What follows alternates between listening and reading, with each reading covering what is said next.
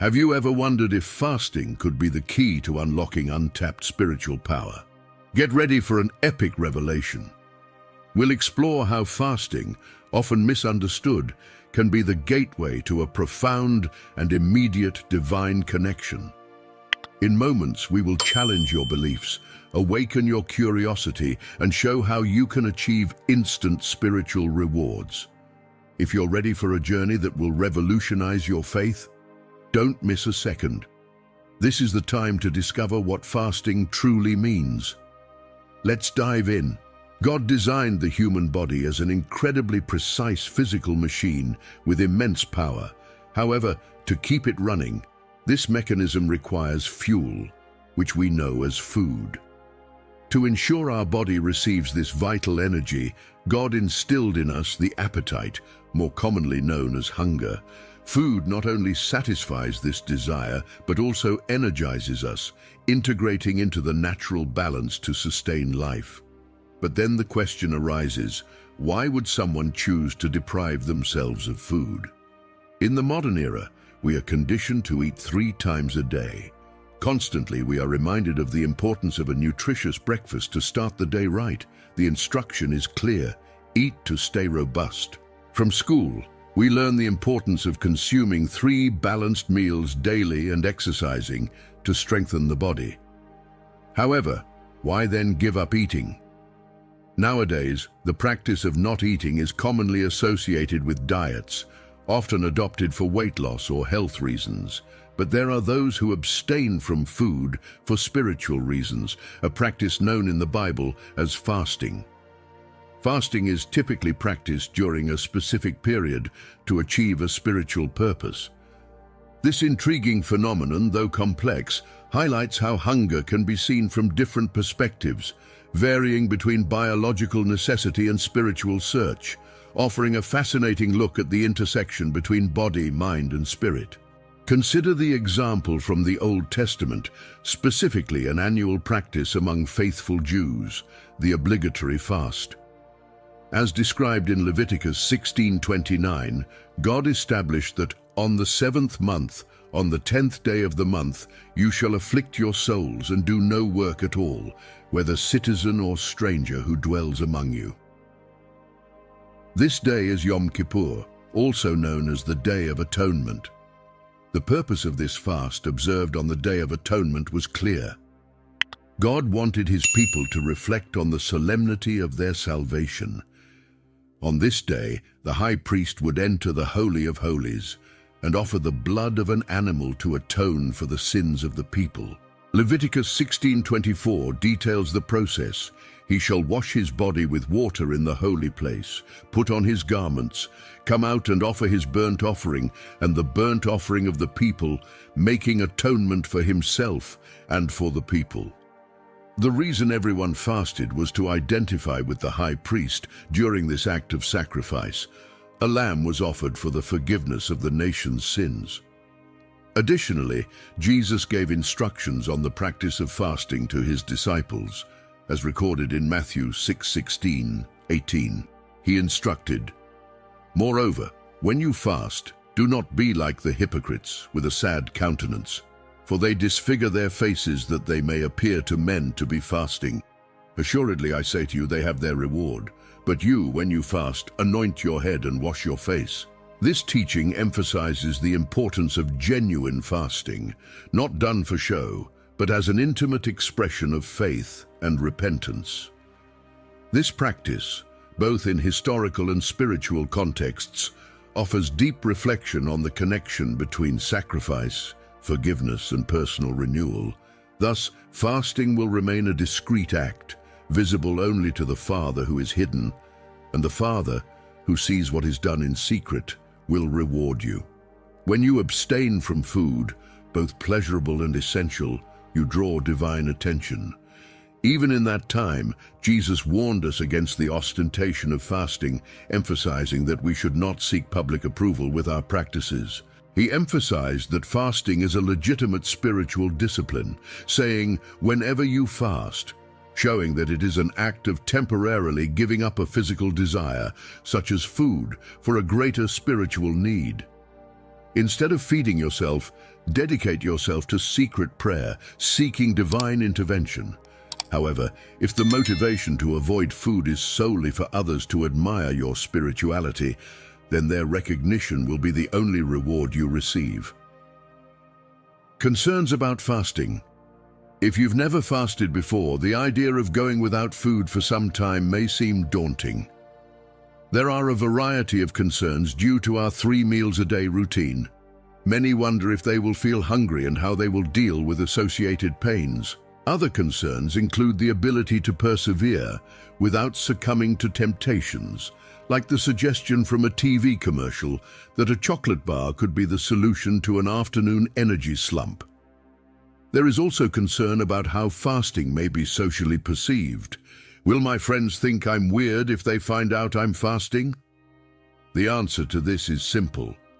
Fasting is a personal and spiritual practice that, when done with the right intention, transcends concerns about others' perceptions and focuses on strengthening the spirit and seeking a deeper connection with the divine. You don't fast to impress your friends and often don't even share it with them.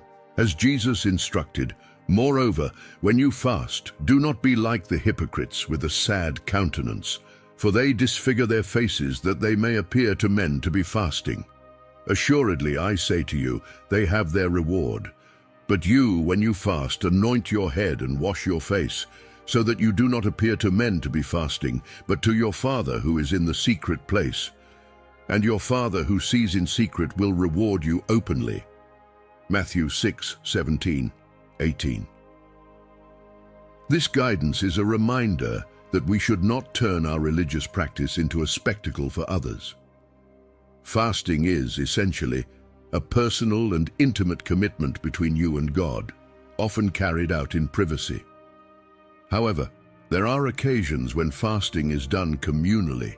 For example, in biblical history, Ezra fasted with 4,000 people to address an issue, and Esther asked all believing Jews to fast for divine intervention. These examples show how fasting can also be an act of unity and solidarity among the faithful, shared in pursuit of a common purpose.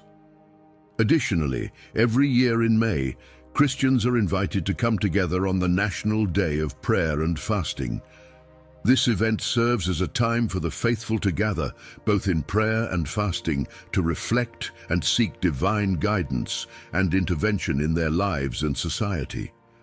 This collective gathering highlights the dual nature of fasting as both a personal and communal practice, emphasizing the importance of nurturing both individual and collective spirit. Fasting is a practice that transcends mere food restriction for health or weight loss purposes. It is a biblical discipline rooted in deep spiritual motivations. There are various types of fasts, each with its spiritual purpose, often accompanied by prayer. This practice can be a powerful catalyst for enhancing a person's spiritual fitness and strengthening their ability to intercede in prayer. Many may think that the Christian life does not require discipline, but in reality, it is through spiritual exercises that we build our strength. As soldiers of Christ, we are called to be versatile in various spiritual disciplines, and fasting is one of them. Jesus taught his disciples that intercessory prayer, whether for the church or for the salvation of souls, will face spiritual resistance. In this context, fasting can be likened to the challenge of climbing a mountain, requiring both physical and spiritual robustness. When starting the practice of fasting, it's advisable to begin with modest steps, especially if it's your first experience. Even a small act of faith, which may seem insignificant to others, is a significant step in God's eyes and will be honored. During fasting, not only is abstaining from food relevant, but also the sincerity of the heart is crucial. This is akin to a man proposing marriage. It's not the duration of the proposal that wins the yes, but the genuineness and sincerity of his heart. When starting your fast, don't overly concern yourself with its duration. The most important thing is to ensure that your relationship with God is harmonious and strong. Above all, God values the sincerity and intensity of your prayers more than the length of time you spend fasting. Therefore, if you are new to this practice, you can start simple, like fasting by skipping a meal. Historically, in the Old Testament, Jews were instructed to fast for a whole day on Yom Kippur, which began at sunset and ended at the next day's sunset, according to the Jewish calendar. This method of counting days, where the evening and the morning constituted one day, is mentioned in Genesis 1:5. You can plan to start your fast similarly, beginning a little before sunset by abstaining from the usual evening meal and continuing without eating breakfast and lunch the next day. After sunset, just as many Jews do at the end of the Yom Kippur fast, you can break your fast with a regular meal. This method provides a structure that helps maintain spiritual focus without overwhelming your body, especially if you are just beginning to practice fasting. Fasting with a companion. Although private practice of prayer and fasting forms the backbone of all intercession, if you have never explored this discipline before, it may be beneficial to start your journey with a partner. If the goal of your fast is to seek a specific answer through prayer, it is an excellent idea to invite someone to join you on this spiritual journey. As taught by Jesus in Matthew 18:19, there is special power in unity. Truly, I tell you, whatever you bind on earth will be bound in heaven, and whatever you loose on earth will be loosed in heaven. Again, I tell you truly that if two of you on the earth agree about anything you ask for, it will be done for you by my Father in heaven. This principle applies not only to prayer, but also to mutual commitment between individuals. Think of it as planning a vacation with a friend. It's much more rewarding when you plan, dream, and share experiences together. Likewise, shared fasting tends to be more fruitful. Prayers made together are often more focused and intense. Additionally, fasting with someone else offers additional advantages. You can discuss doubts, questions, and fears together. If the idea of fasting makes you anxious, the strength of a companion can help you overcome these fears. You can support each other, reaching out to one another to share advice or simply to check on each other's well-being. These conversations can be the encouragement needed to persist in fasting. Finally, don't forget to celebrate. When the fasting period comes to an end, take a moment to reflect and celebrate the achievements and revelations gained, further strengthening the bond created through this shared experience. When you climb a mountain alone, the journey may be a personal test of endurance and determination, and the victory is entirely yours. However, when making this climb accompanied, the experience transforms. You embrace, celebrate together, and later share stories of your achievements with others. Similarly, when completing a fasting period with friends or prayer partners, the feeling of joy is amplified by the shared experience, making the taste of victory even sweeter. Fasting with a companion also creates a system of mutual accountability.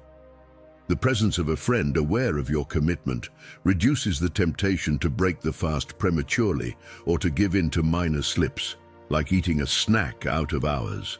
This partnership is akin to running or walking to keep fit with a friend.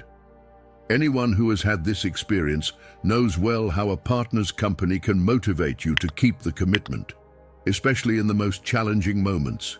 If you consider yourself a strong person, you may feel that you can face the challenge of fasting alone without any issues.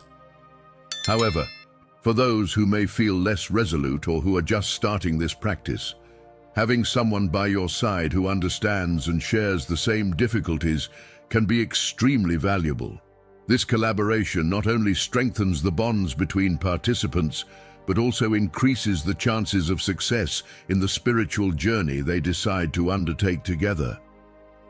Fasting with purpose. When preparing to start a fast, it is essential to look inward and clearly identify the reason for your decision.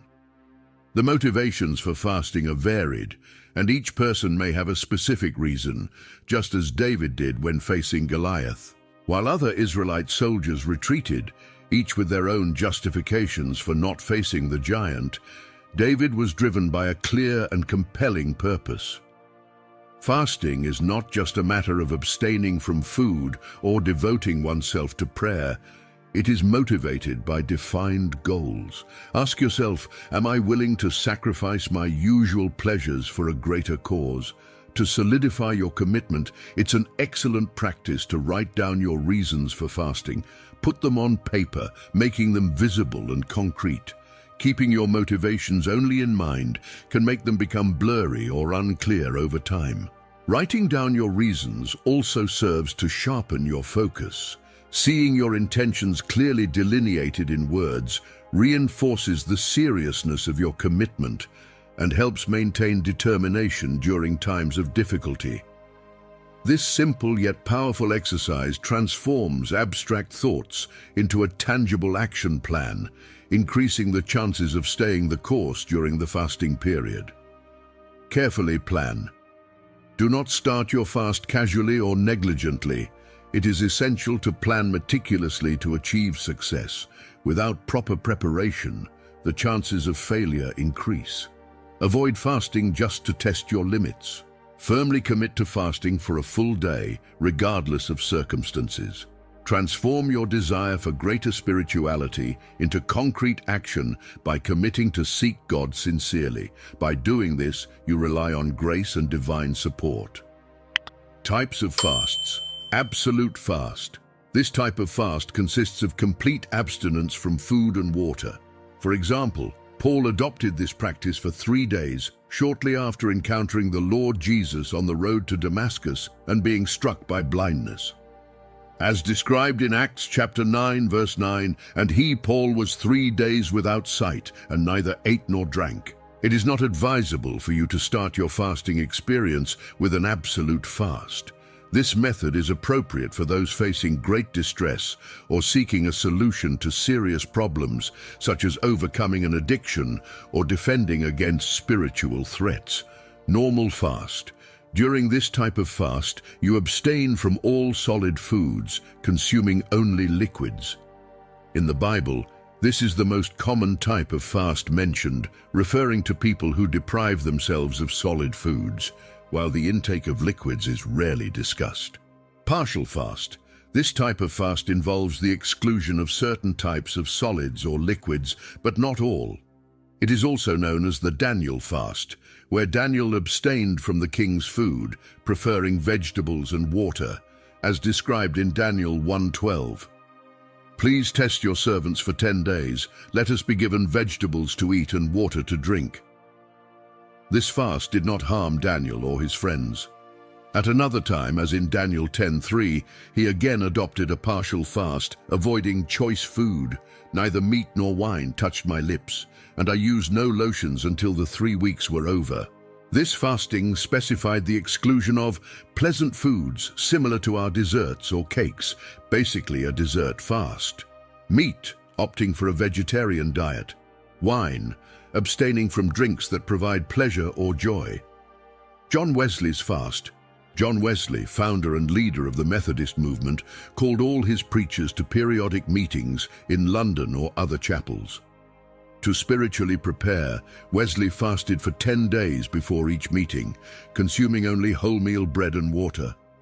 This period of fasting and prayer aimed to spiritually strengthen Wesley and his ministers so they could positively influence their congregations. This type of fast is uncommon in Christian contexts, being more used for medical reasons, especially to identify reactions or allergies to certain food groups. The process begins with a normal or absolute fast of 1 day to cleanse the system. In the subsequent 6 days, only 1 new food group is introduced and consumed each day, allowing for rotation between 6 distinct groups. This methodology is effective for identifying which food may be causing health problems through an elimination process. How to choose a fast. When planning to start a fast, consider some important factors. Reflect on your specific situation to choose the most appropriate type of fast. Here are some suggestions. First, fasting factor. If you are preparing for your first fast, it is recommended to start with a one-day fast, similar to that observed on Yom Kippur. If your goal is to address a serious or prolonged issue, it may be more appropriate to fast one day a week for 3 weeks, instead of starting directly with a 3-day fast. Remember that as a beginner, you are entering into an unknown journey and should proceed with caution, learning new skills and attitudes to care for both body and soul. Ideally, your first fast should be normal, meaning a full day consuming only liquids. This practice is beneficial to prepare your body and minimize future adverse reactions if you decide to advance to stricter fasts, which include total abstinence from food and liquids. Matching factor. It is important to align the purpose of your fast with the chosen type of fast.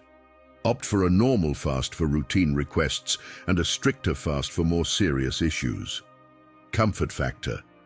Feel comfortable with both the duration and type of fast you choose. When deciding what to eliminate during the prayer period, avoid doubt and guilt. Choose a type of fast that allows you to feel confident and comfortable with your decision. Time factor. Various aspects should be considered when deciding to fast and determining the duration of the fast. Evaluate your weekly schedule and identify the least suitable days for fasting. Consider upcoming special events where fasting may not be advisable, such as holidays or weddings. When starting out, avoid prolonged fasts, as it is important to understand how your body and emotions will react. A one-day fast is a good start. Regardless of the type of fast chosen as your first, remember that it is an act of faith. God recognizes your intention and will reward you accordingly. Prayer. We ask God for wisdom to understand the spiritual purpose and benefits of fasting, reminding us that it is not only the deprivation of food that brings us closer to Him, but also the sincerity of our hearts and the desire for a deeper connection through prayer.